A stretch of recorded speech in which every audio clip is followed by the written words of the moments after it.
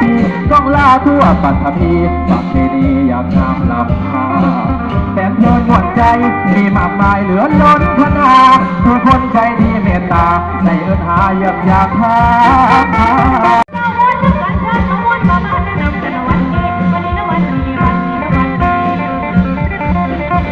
โอ้ละนาโอ้ละนาโอ้ละนาละมาบวชขันหนาทางเมตตาจงทางมาแล้วเสียงเส้นแซวมาเอาคนใหญ่ขึ้นน้องไปยาโสเฮานี่ตั้งที่นี่ต้นป่าเพื่อนคนเราทุกคนอยู่ทางใต้ลมเปียกซุ่มให้ฝนตกมาพวกพวกอาพากันหอกหอนั่งโซ่ทบแทง